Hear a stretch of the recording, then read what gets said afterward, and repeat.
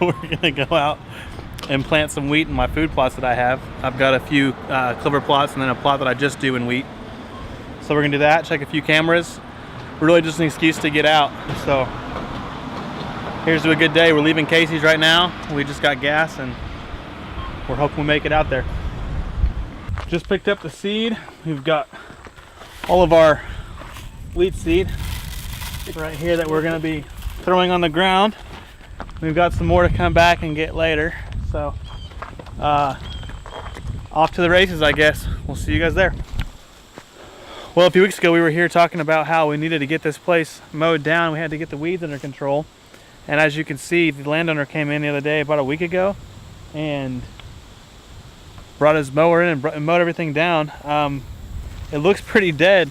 I thought at first that he had sprayed it, but you can still see clover coming up and you know, the random grass and stuff. But we're gonna go ahead and broadcast the wheat into this plot like we had talked about, and we have a rain coming in a few days, so hopefully it's gonna pick up. We'll check the camera, see what's going on. I'll probably put a little bit of an attractant down to keep deer coming to this area, and then we'll be out of here, head to the next little plot to plant wheat in. We got another plot in the timber that we're gonna plant wheat and do the same thing, and then I got a plot on the other side of the farm where I killed my buck last year that we're gonna plant wheat also. So time to get to work.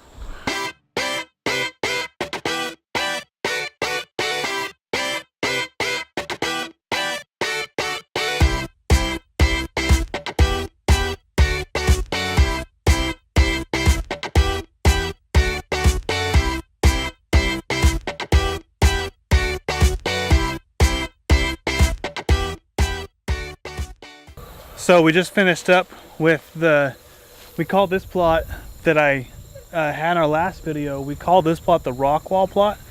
And we just finished up the rock wall plot, and we're getting ready to head to my timber plot that I have in the middle of the timber here at this property.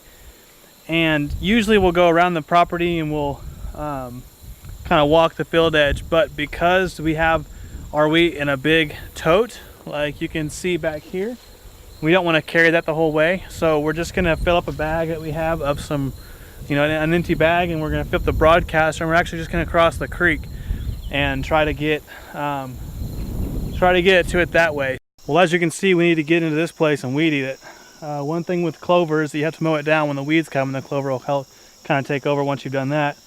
We haven't been in here since I think June to do anything on this plot, because like I said, it's in the timber. So we I guess we just missed it. It's just not going to happen. We're going to plant wheat and kind of hope that helps out. Amazingly, this is way better than it was last year. Last year this whole plot was completely covered with weeds, and now you can see a lot of clover. We'll get some cool shots of the clover, and we'll show you a variance of the weeds and stuff and what all is there. But definitely an awesome spot, one of my favorite spots on this farm. But it's time now to broadcast the wheat and get out of here. This is right in the middle, right in the heart of my property, so I don't want to spend too much time here. But it's an awesome plot, awesome area. Deer hit this thing like crazy during season, so we want to make sure we have plenty of food and make it look as pretty as we can too.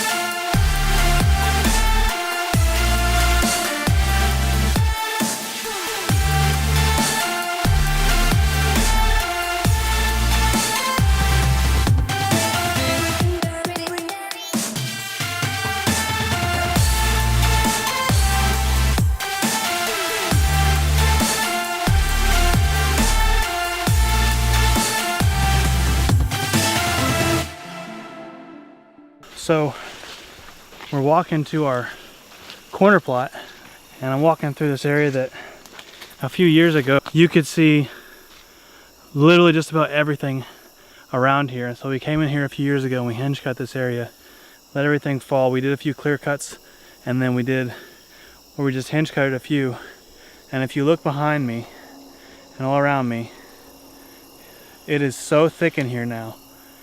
And that's one of the biggest things about this property that I think changed and helped made this property from being a property that had, I mean, at best 130 class 2.5-year-old deer to now holding